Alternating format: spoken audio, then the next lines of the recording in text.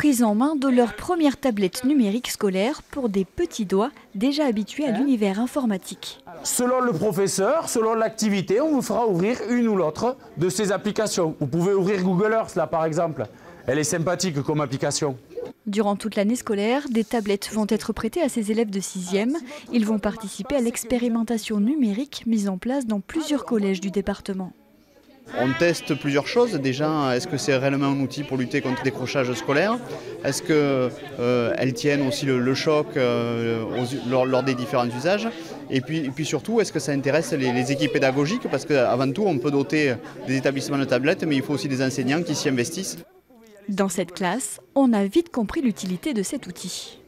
Il y a tous les manuels en numérique, donc si on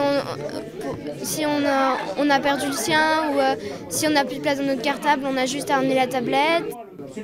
Est-ce que c'était plus rigolo de faire l'exercice de maths sur ta tablette que sur du papier? Bah oui, c'est plus drôle parce qu'après on peut le tourner et c'est plus simple aussi. Et on peut le tourner la figure. Ça donne plus envie de travailler avec la tablette que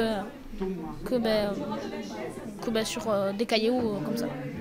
Les élèves de 3e et 4e sont déjà équipés de ces tablettes au contenu contrôlé. Elles sont un support pédagogique complémentaire pour les enseignants. Personne ne demande de l'utiliser sur l'heure entière. Il y a une étude qui est sortie là-dessus il y a quelques années qui disait que si on l'utilisait 15-20 minutes dans une heure de cours, moi c'est ce que je fais à peu près, et bien ça va très bien. On a une partie qui est numérique et une partie qui va être cahier, parce qu'il ne faut pas oublier le fait d'écrire, de chercher et d'aller sur le cahier. Il sera difficile financièrement d'équiper individuellement tous les collégiens tarnais. L'objectif est que chacun puisse y avoir accès, au moins en cours.